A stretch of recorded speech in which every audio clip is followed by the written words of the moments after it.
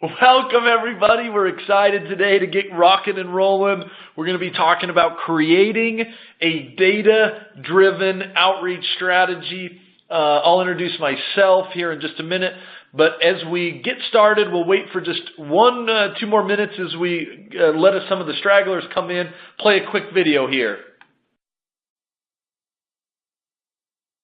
Behind every pass, every first down, and every 2-minute drill, and behind every game-winning touchdown is a play.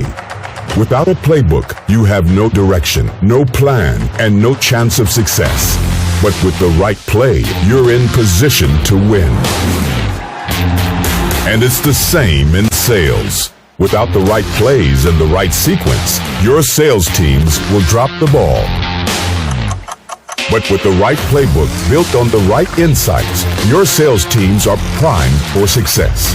That's exactly what Playbooks from InsideSales.com provides. It's a revolutionary sales platform that gives sales reps the plays they need to close deals. Who to call, when to call them, how to contact them, and how to manage multiple prospects moving through the sales funnel at once. Playbooks is based on decades of sales knowledge and the largest and most varied database of sales interactions in the world. 100 billion interactions and growing. So sales reps are always fed plays based on proven best practices and accurate data, which means they get the best plays at the best times. With all that power at their fingertips, even the rookies will sell like veterans. And the entire team will perform like all-stars. Playbooks will fuel more. Quick plug for our Sales Acceleration podcast. If you've not checked it out, definitely go to iTunes, Google Play, Stitcher.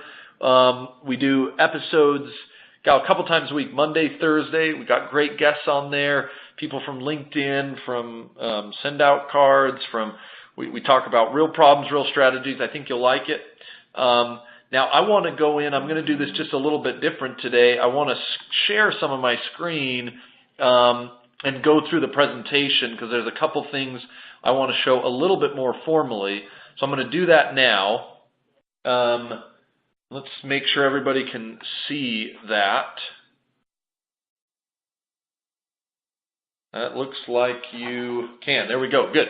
So let's get into the house cleaning items quickly. 45 minutes-ish on this webinar. Feel free to use hashtag Inside Sales Webinar, and then we'll make sure this is on demand so you can share it a little bit later as we go about it. So I am Gabe Larson. I run what we call Inside Sales Labs. That is our research and best practice here at InsideSales.com. We're going to be talking about some research today as we talk about creating a data-driven strategy. Now, before I jump right in, I want to make sure if you're there and you're listening, type your name and where you're from. I'd like this to be as engaging as possible so that I make sure I answer your questions, you answer my questions, and we communicate. Good. While you do that, I'm going to start. This is an interesting one, you guys. So, go out and read online. And I'm seeing people coming here. This is great. Alan Lee, Ryan McGlynn, Aiken, Katie, Maria, Brian, Thomas, Peter. Fantastic, you guys. Looks like Phoenix, Chicago. Devon, thanks for coming from Chicago. Good. So, guys, use that chat box as much as you can, that Q&A box. Terry Williams, ATS. Rachel from Express, thanks Rachel for joining. If you don't use that Q&A box as much as you can, I will be offended. So back to my slide here. Anytime you read online, you're going to find that some communication method is dead. I just pulled some headlines here, right? That voicemail is dead, email is dead, LinkedIn is dead, the phone call is dead. All of these articles, specifically saying all these communication methods are dead, it makes you think sometimes if every communication method is dead, then what the heck are we actually supposed to use when we prospect, when we communicate, when we engage? So the problem I think you run into is that most of the time these articles are written fairly subjectively, right? I mean, you've got one person who's a so-called thought leader in sales, and I don't know if they're pushing one platform, their email platform, or they're pushing, social, or they're whatever it is. Maybe they have an angle, but a lot of it's based on their own experience. It lacks some data. It lacks that quote-unquote objectivity. And so what we wanted to do was change that. We wanted to say, what are people actually doing? What are people actually using when it comes to different communication methods? So my team and I, we actually commissioned a study. And this study actually will be coming out shortly, probably end of next week, the 27th or May 3rd. So we're giving you some previews here on some of the findings. It's the evolution of business communication, and we basically looked at, we asked about 500 people across 9 industries, and we said, what communications are you using?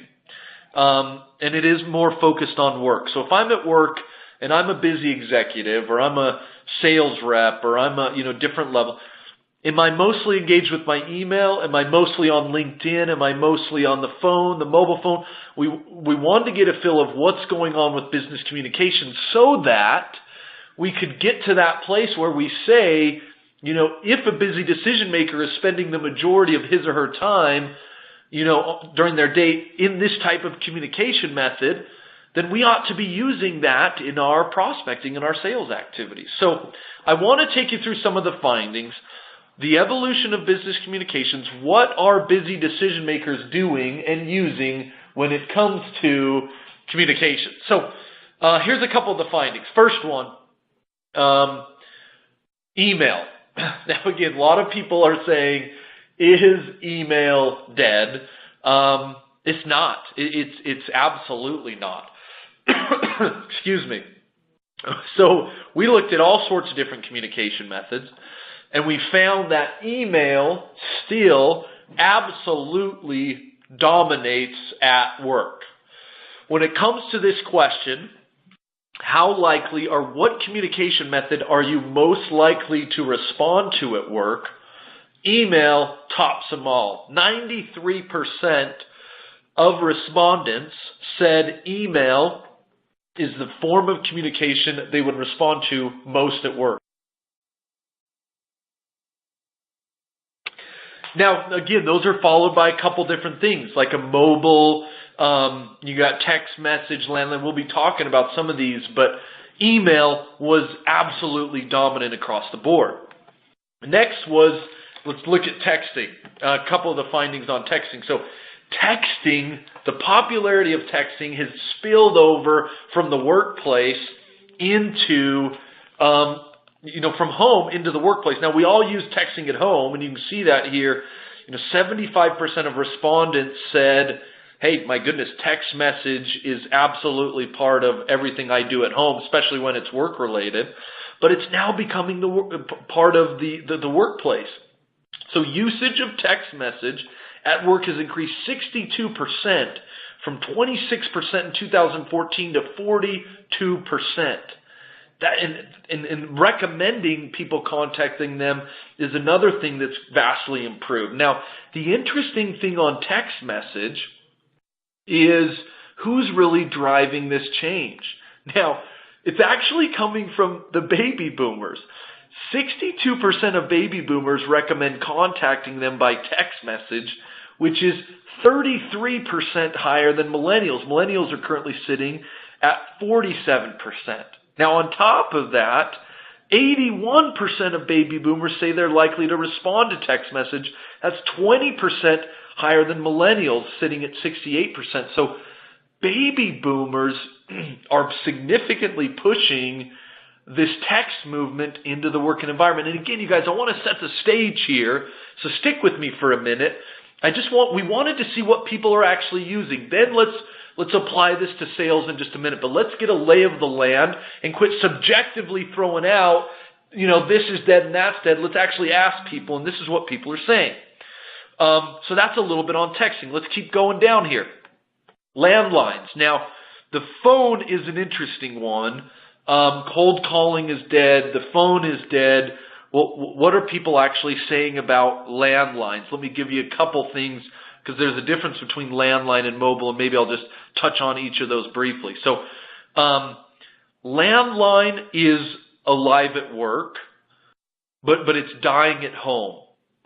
Now, you'll see here 50%, 54% usage at work, while at home, and this is one of those that's a little bit obvious, but it's interesting because oftentimes when we look at communication, you'll see a trend happen where if something has a problem at home, that trend is most likely going to move into the workplace. So as you look at the landline, it actually has significantly decreased both in usage and likelihood to recommend. Now, both likelihood to recommend and likely to respond. So as you think about this year in 2017, it's the landline it's still alive and well. 78% of people say they're likely to respond to a landline phone call at work. Wow. 78% of people say they're likely to respond to a landline phone call at work. Now, that must just be baby boomers, Gabe. That can't be everybody. Actually, 70% of millennials say they still respond to landlines at work, and 74% of baby boomers say they respond to work. So it's not just one group. A lot of people are still using or still responding to the landline. However, it's decreasing. So landlines are dropping and people recommending using them from 83 to 71, and landline usage has dropped from 80% to 54%. That's a big drop, you guys. So that trend is heading down, but it's still very applicable according to what people are using or responding to at work. Now, if you compare that briefly to cell phones for the first year in our communication study passed landlines in every category at work. That means percentage of respondents who recommended them, using mobile phones, likely to respond to it. 86% of respondents said they're likely to answer their cell phone, compared to only 78% of landlines. So cell phones have made a huge jump and are becoming a big part of the workplace. Let's continue on here. Social.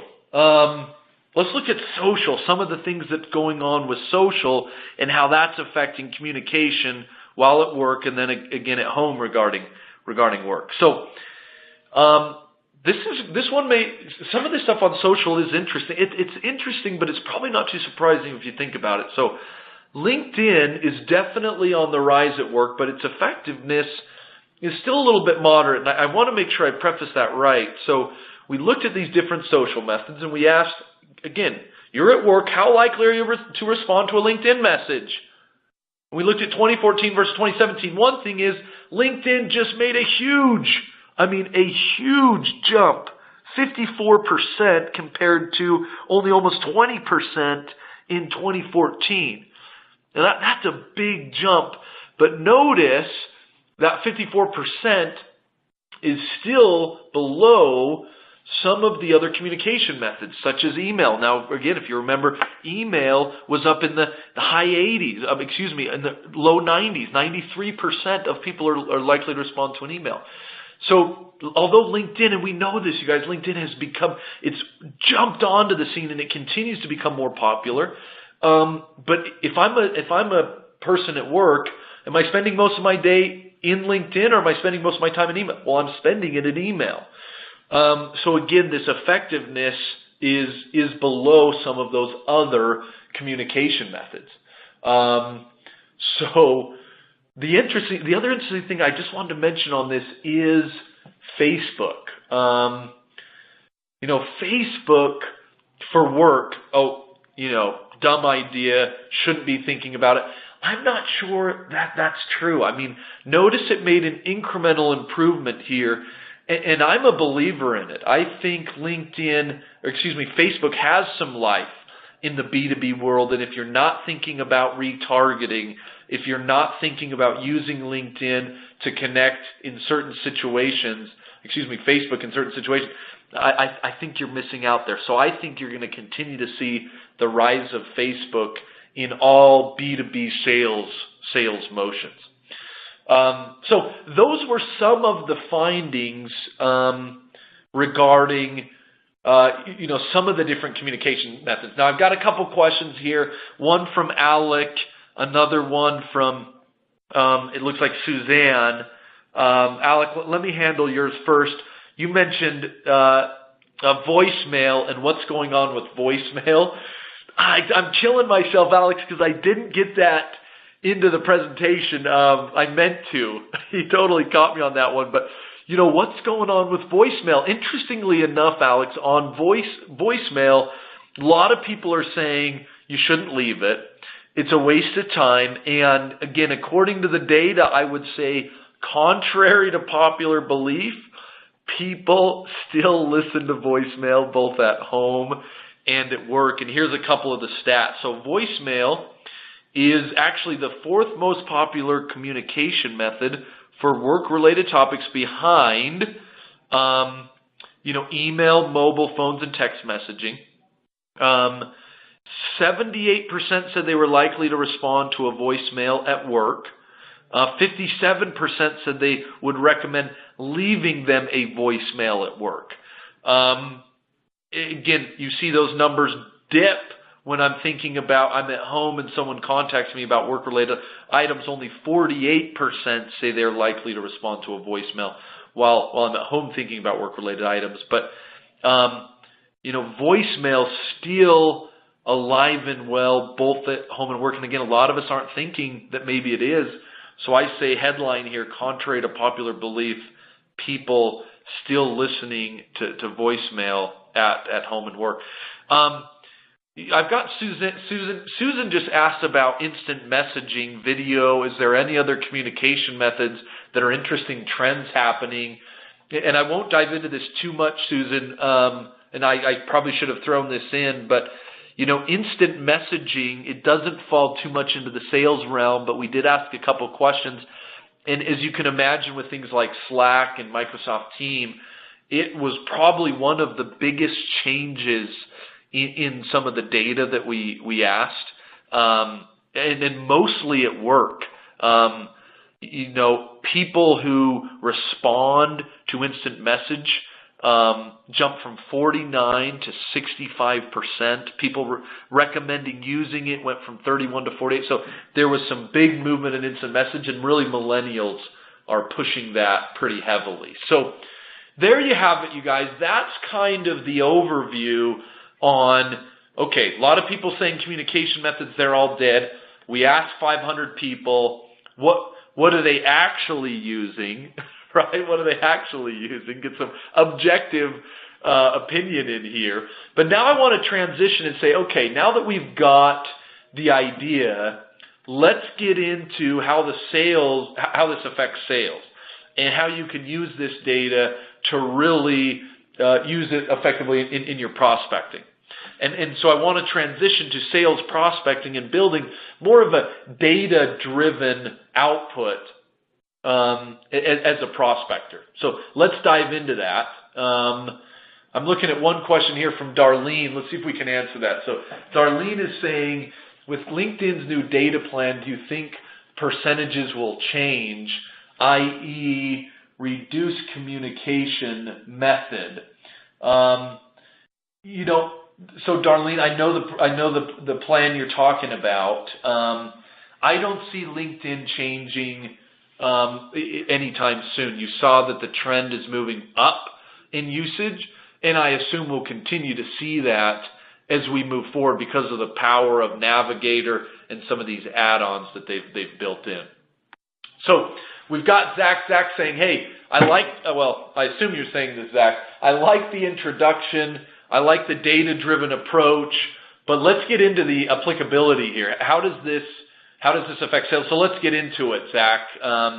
What does this mean for sales? Well, it means when you're thinking of an outreach strategy, let's not just follow the subjective trends. Let's not get caught up in what's written subjectively. Let's actually use data to formulate our outreach strategy. And I put it right here. We broke it out by executives and we said, okay, if you're a busy decision maker, how likely are you to respond to different pieces, different communication methods? And this basically, you need to be thinking about formulating your cadence strategy, your outreach strategy around this. Zach said, yeah, he maybe didn't say that quite like that, but Zach, it was pretty close. I was putting a little more of a positive spin on it. I think Zach wanted us to get to the meat of this. Zach, you tell me if I hit this home with kind of how this applies to sales, or when does the meat, I hope this is the meat right here, Zach. So, Zach, if I'm building your cadence strategy, this slide becomes extremely important because it's objective and it's not subjective. Notice email. If I'm a busy decision maker, 86% of the time I'm responding to email. Then notice you got this mobile phone landline combination. And now this is only executives, right?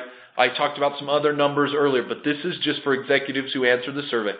Mobile phone, text message, landline, they kind of dominate the three. Now, is text message really part of prospecting? I left it in there because I think we're starting to see inroads into that. Mobile, 100%. We're going to talk about percentage of sales reps who are using mobile. So I think that mobile and landline, that's super powerful. Voicemail, still part of your cadence. And then lastly, LinkedIn falls in there. So notice that not one is, I mean, certainly, well, let's dive into this just a little bit more. So one thing that really jumped out to me is email still dominates you guys. 57% more likely to respond to an email than LinkedIn if I'm an executive. Wow. So should I just go for social in my outreach strategies? Heck no. Heck no. I need to be thinking about this balanced approach, and I would probably lean more to email based on what executives actually said, not what I think they said, but what they actually did say. Now, this is an interesting one. Let's double click on social for a moment. I mean, LinkedIn is still going to be your predominant social method for the time being. And this is, I mean, I am a believer of Facebook. I've had a couple salespeople tell me, God, I've been thinking we ought to use Twitter more. I'm not seeing it, you guys. Twitter is just, for certain people, it might be worth checking. But notice right there, 71% of sales reps saying they're using LinkedIn in prospecting. 55% of executives saying they're responding to those LinkedIn messages. Very strong method, Facebook and Twitter down there. I'm not saying throwing it out. I'm a big believer in Facebook. I'm a big believer in using Twitter, but you got to start balancing these outreach strategies with communication methods that actually work. Couple other things. I want to get on this mobile phone. 24% more likely to respond to a mobile phone versus a landline. Guys, we have got to get direct dial phone numbers. We've got to start using it. 59% of sales reps are saying they're using mobile phone when prospecting. Again, you've got to be careful here, but I do it. If I can get a mobile phone number, if I can talk to data.com, Zoom info, if I can get mobile phone numbers, mobile is taking over landlines. They're way more likely to respond. We're using it more. I would go here as I start to think about my outreach strategy. Get direct dial phone numbers. So as a sales rep, we need to start thinking about, or as a sales leader, you got to help your team start thinking about, ooh, Carla, good question. Great question. Thank you, Carla. So she said, are only respondents in the U.S.? This is U.S. data. Great question, Carla. And number two, what level are we talking about? VP, SVP, C-level. That's what we're talking about. And Carla, you should hit me up after, because out of the 500, I should probably know off the top of my head how many were executives. I don't have that off the top of my head, but great question. Now, David says, yeah, let's answer this with David. For cold outreach, is it hard to implement mobile and text touch points? Then how does he end there? As you only get mobile numbers after an executive responds to you. I mean, that's kind of what I was saying, David.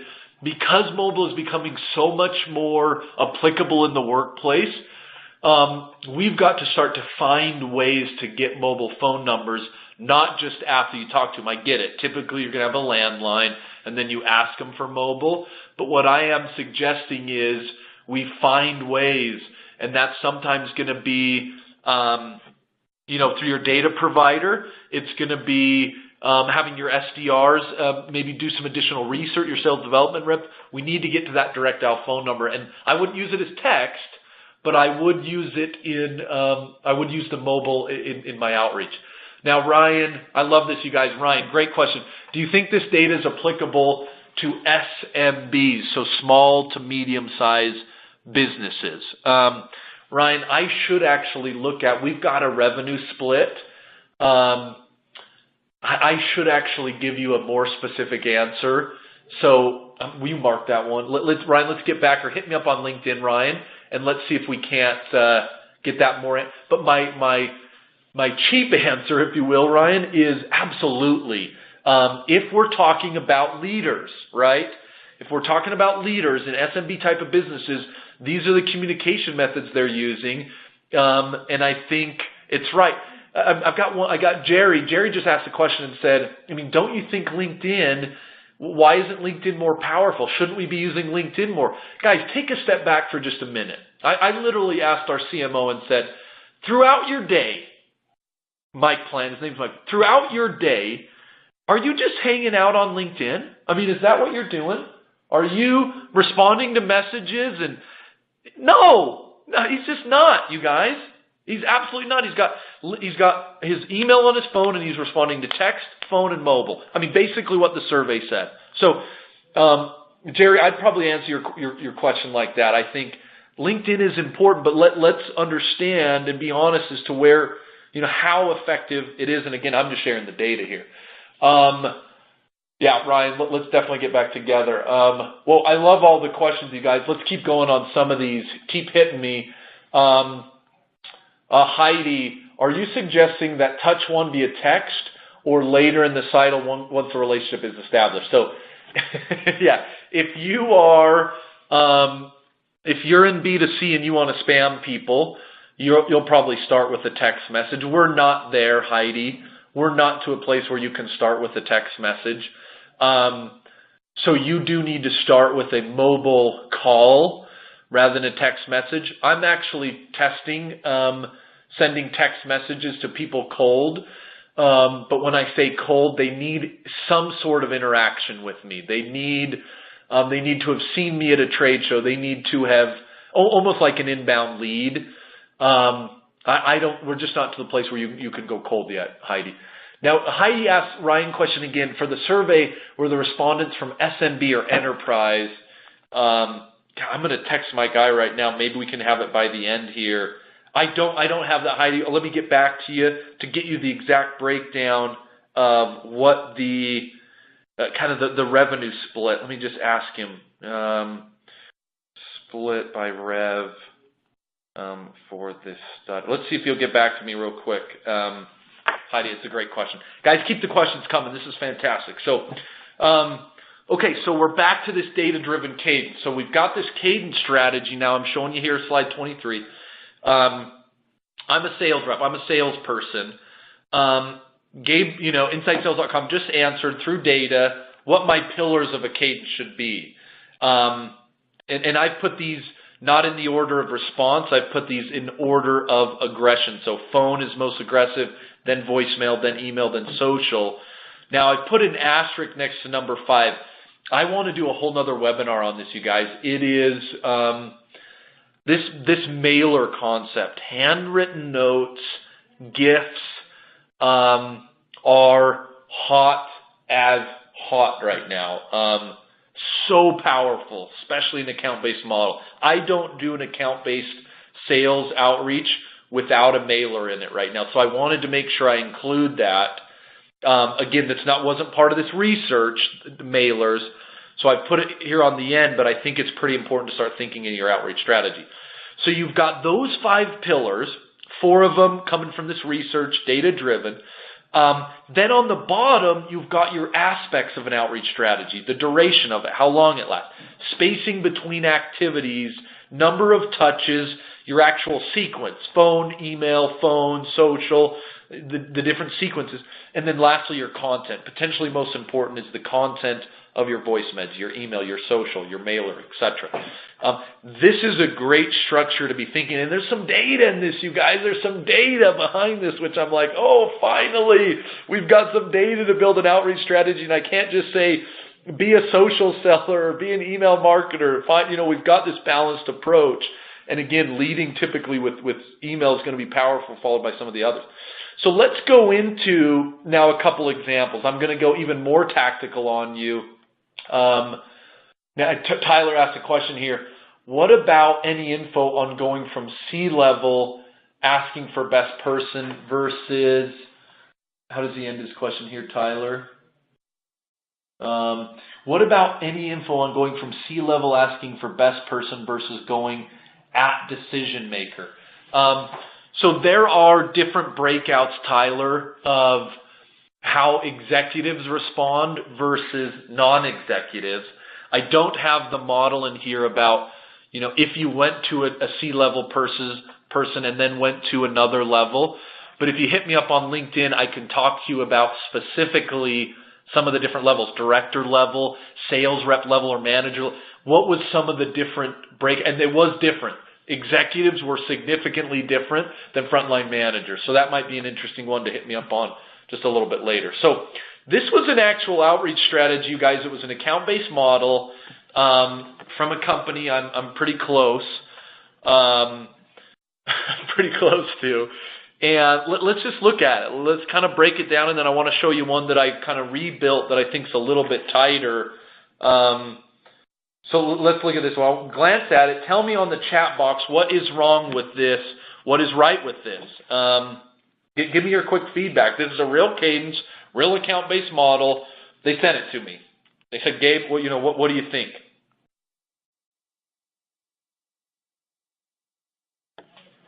Yeah, so I got a couple good responses here. So Mary, yeah, Tyler, too many voicemails. Yeah, Mary says, where's the social? Where's the social? For an account-based, shouldn't you have some social in there? Tyler, I love the too many voicemails. Let's see. Peter, yeah, Peter's right. So look at the spacing between each activities. We've got literally 1 week at a time. I call this still the law of immediacy. It's when we think of spacing, again, that's one of the key pillars, or not pillars, but foundations. I got to get my own verbiage right here. Spacing, right, is one of the key foundations of a cadence. You don't want to go between a couple days. Even if you're sending a physical gift, you don't want to be waiting more than 3 to 4 days max. So waiting a full week, you guys, I don't even remember. I don't remember the previous touch. So I like that one. Andrew, I think you should send an email 2 days after a voicemail. Jessica, it's too long. Yeah, this is an interesting one, Jessica, right? It's like that duration. So she's basically hit on duration. So, and again, that's one of our foundation elements of a cadence. In an account-based model, you never want to go over 60 days. I always keep them closer to 30 days. But look, you can run a play for 30 days and then recycle it, Bring it back 3 months later and run another play. You don't need to run this for 77, 200 days. I mean, this is a little bit intense. What do we got? David, Jeb Blunt left voicemails for a CEO 52 days in a row until he called him back in 6 months. Jeb Blunt is the man. He goes aggression. I love testing. I'm not going to say anything about Jeb. I love it. BJ, it looks like this cadence only makes sense if you're trying to marry into a wealthy family. I love it. Good, you guys. Rachel, thank you for this one. This is good. So all reaches were made on Tuesdays, right? So literally, the way they had it set up in their system, the reps were supposed to do, what if I happen to have, I do meetings on Tuesdays, or that's my day. That turns out to be a problem. So I think that I'm with you 100%.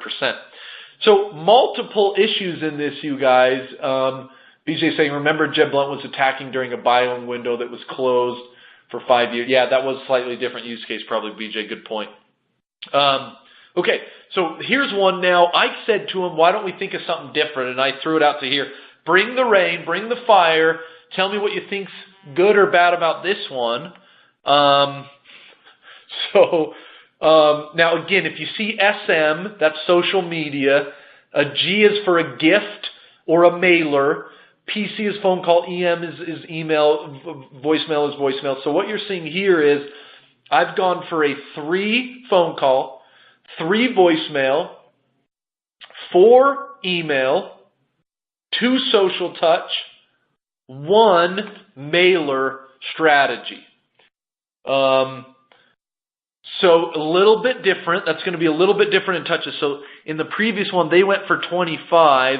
I went more for like 13. Mine's going to last 15 business days. So again, that's about 3 to 4 weeks there. Now I mix up the days to Jessica's points. I like that. Now I brought in social media to start in the gift. And then a couple days later, I went with the phone call, the email, the voicemail. A couple days later, phone call, email, voicemail. Now, we debated, and I discussed this with the team, might want to start with the email, especially with this latest research that just came out. And Kristen's knocking me on it right here. Thank you, Kristen. If email is the best way, shouldn't we probably start with that? I probably would have. This research is literally fresh off the press, and I built this for this company 2 weeks ago. I would probably, Kristen, I'd probably throw that in there. Now, Tyler's saying, well, how is mobile a part of this? Are we trying to get mobile when we're trying to get the phone call? Boom. You nailed it, man. I mean, if I'm doing a phone call, I'm going for a direct dial phone number. I either direct dial to their desk or mobile phone. And guys, give it a try. We got 60% of reps saying they're using mobile. You wouldn't be the only one trying it out. And we got a lot of executives saying they're answering that. So if that's where they are, go there, right? So David's saying, Gabe, how are you finding personalized video from platforms? And he throws a plug out for some of them. They are still sent through email, so maybe it's an email touch. I've had some success with it, with high priority accounts. Your thoughts? I mean, David, that's a whole nother topic on its own. It is part of email, though, to your point. And I'm video crazy. In fact, I'm looking at my guy right now. We would have been on video right now with you. I don't believe in doing webinars without video. If you're going to join my podcast as a guest, we record it as a video. If a client wants to get on the phone call with me on GoToMeeting, I'm on video. Video. I mean, you've got to start using video because it is the way to communicate now. So I love Kazio. How do you say those guys? Kazo? Vidyard. I love some of these guys, and I love finding new ways in email to think about it. But David, I would also challenge you, get into the physical gifts. Get into the mailers. High impact mailers are killing it. It's all about being unique and personalized. You nailed it. Be different. Zig when others zag, right? Now, Tyler's saying again, how do you typically ask for the mobile, either from a person or a gatekeeper? You want to ask for mobile as soon as you can. So if I talk to a sales development team, Tyler, I'm certainly going to say in that first phone call, or if I'm an AE, in that first phone call, I say, okay, we talked through some of the stuff. We're looking at our next meeting. I've always found the best place to say, hey, in order to make sure our next meeting works effectively, do you mind if I send you a text message as a reminder? I love that play, and I feel like that's a great way to get their number one, get their mobile, and number two, establish the texting relationship. I'm always texting my clients and prospects. As soon as I can get them on text, I get them on text, fast as I can. Now, but that's late in the game, Tyler. The thing is, we want to get it before. So I would challenge you to start asking your data providers if you can get mobile phone. And I think you'd be surprised. Some of these data providers actually have a way to do that. Now, Tyler, another question again. Best way to get video into email. Look at some of these companies. Who was it who gave some of them? It's David. Yeah, David gave some. You got Vidyard. You got Kazo. Even Marketo allows you to do it in a lot of these categories. So Mary says, what do you mix? What is a mix? Would you do a mix of call, no voicemails, and emails? Yeah, absolutely. So Mary, you got to be thinking about use cases here. Again, the thing I want you to get from this, Mary, is that voicemail. When I'm a busy decision maker, I am actually likely to respond to it. I'm checking my voicemails. I know a lot of you are saying it's not true. Look, don't shoot the messenger. I'm just relaying what 500 people said about it, okay? So number one, get voicemails potentially back in your cadence. Number two, absolutely, I always like to find a way to bring email, a phone call, and then with a voicemail and then a phone call without a voicemail. I'm still the kind of guy who actually tries it on different numbers. So we've got a tool, the local presence number. I'll try them with the local presence number, and I may try them immediately back on my landline phone number. I don't, I'm a tester, so I like to try different things. So David, cool. Yeah, thanks, Francis. No problem, David. Devon, ask for mobile first or email. Mobile. Oh, Devon. If you can get them on text message, you're gonna dominate that, I think. So I try to get them mobile to text, and then I go for email. I think that's a more powerful way to do it. Jessica's saying, what is included in your mailer? So Jessica, I can tell you don't listen to my Sales Acceleration podcast, or you wouldn't have asked that question. And I'm going to keep pulling these people on, you guys, because I think it's hot. It's hot. We've had a gentleman by the name of Damar Zimmerman. What does he call himself on LinkedIn? It was awesome. Like the keep in touch specialist, right? Talked about some great strategies about using mailers. We also had someone from Sendozo on there. I'm going to get PFL. I'm going to get Letterhead. I want to know what these guys are doing and some of the benefits they're seeing, but here's a couple of them. You want to watch out for logos. This is one of the big things on mailers, and I'm going to probably write about it here soon. Don't logo up. This is the problem we're starting to see with mailers is I'm going to send them swag with all my name on it everywhere, the coffee cup, the card, the logo. That's not about them. It's not. That's about you. If you want to take it to the next level on mailers, you personalize it for them. And food is usually going to be the place that hits home the most. So DeMar called it the brownie miracle. You send a personalized card with some brownies, lunch, or a coffee card, and they'll pick it up. So Jessica, I'd look at that, but go listen to our Sales Acceleration podcast. We've got some great guests on. I just keep plugging that, Ryan, are all these strategies for cold leads? I mean, that's the way we're kind of interpreting it, Ryan, right? So, look, we wanted to say, ask the survey, ask the 500 people what they're using at work, and then we wanted to bring in to salespeople and say, guys, if a busy decision maker is saying he's spending most or she's spending most of her time on email, then that's probably where you should be, right?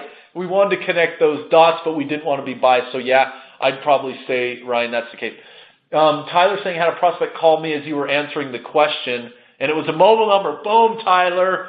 That's what I'm talking about. Maria, how long should these video emails be? This is unproven. We were talking with Keizo. We were talking with Steve Richards. Steve was actually running a test. I mean, shorter the better. I don't have an answer on it because we don't have any data, but I've written it down. We need to do a study on video in email. I just go shorter the better. Voicemails, we're still seeing 18 to 30 seconds, Maria, so I'd probably keep it in that range. Do you have an example of work week profile for you? Hope to get to on your level soon. Do you have an example of a work week? I don't know what that means, Tyler. You'll have to hit me back. Just subscribe. I guilted Jessica into subscribing to the podcast. Thank you, Jessica. Yeah, Tyler, appreciate it. Judd, what is your opinion of using star 67 caller ID for the first call? So, Judd, thank you for this one. I've got in the hopper a research study on phone numbers. Because you know what? If you're not using a local presence phone number in sales prospecting, I mean, you're an idiot. You know, come on. You need to be thinking about that. But truthfully, we did a study, God, it's been years, 57% better contact rates with a local number. But years ago, landscape has changed. I'm going to do a study to see if we can't figure out local numbers, out-of-state area codes, no caller ID. I want to see if I can answer that with better data. But Judd, where I go right now is I try them all. So you tell me, write me on LinkedIn and tell me which one was more effective for you. Was it a local number, an out-of-state area code? Was it a star and a caller ID? You know, what seems to be working as effectively for you? Devon, long email header versus short header in an email. Header, you know, as of right now, Devon, everything in email is still short and sweet. You can hit me up. I mean, you know, I don't go to the header first. I still think the subject line is huge. You know, and truthfully, this will throw you off, Devon. I'm a believer in the sales rep is the CEO of the territory. So I've actually started to have sales reps set up their own landing pages. This is going to sound weird, but so I'm doing short, very personal letter emails to long form landing pages where sales reps own it. Because guys, you're seeing this trend, right? I run my territory, I run my business. Why shouldn't I be able to create some more marketing collateral? I may be writing on LinkedIn, etc. So I'm a short person, but I'm going to a long form letter in a landing page, testing it with some sales rep. So Tyler's clarifying here. So he says, example, like every Tuesday you make calls and Wednesday draft letters, etc. I see, Tyler. Yeah. So right now, I've got different jobs, right? So Monday and Friday, I prep all my prospecting materials. I could send you actually a sample, Tyler. Why don't you hit me up on LinkedIn, Tyler, and I'll send you a couple samples that I've written for a couple clients. Yeah, Devon, I think you'll like it. I think you might find that interesting. So, okay, you guys, so tons of questions. Certainly appreciate it. Hopefully it's been informational. Look at this cadence strategy. I'm glad. I think it was Jessica. She hit me. I probably would lead out with email with a gift, or maybe I'd lead with a gift and then follow it up with an email. I'm going to write an article here on a strategy we've been using at InsideSales.com on that's a little bit like this that I kind of pulled it from. Hey, what the heck? Where'd I go? Oh, here I am. Yeah, so look at this. Would love your feedback. If you have outreach strategies, send them to me. Send them to me, you guys, and let's debate and discuss them. I'm collecting cadence strategies, so send those along. Let's wrap up here. I'm offended. I will be offended. I'll be offended, but it sounds like Jessica's already got me on our Sales Acceleration podcast. But please get me on Facebook, get me on LinkedIn or Twitter. I'm loving Facebook. I think there's some real power there. So hit me up on Facebook. We've got a group called Sales Acceleration. All our podcast guests have joined it. You can find me, Gabe Larson. But I'll be offended if you don't get me and continue the conversation. Yeah, David, I promise, man. Go to my podcast, David. If you want to see some examples of great gifts, personal letters, we've had some of, I think, the thought leaders. This is all new in the inside sales space. Man, send out cards. That's what you want to be using, my man. You can hit me up, sendoutcards.com, acceleratorcards.com. Couple of these, I'll be happy to talk to you about it and help you kind of take it to second base. I'm so passionate about it right now. I'm thinking and sleeping mailers, high impact mailers and gifts. So here's these cadence templates. I want to continue to update these. These do not have some of the latest research in them. I got to get a new version. I'm looking at our marketing team right now. Some of the stuff we've been testing, you won't see mailers in these, but I think they're fantastic.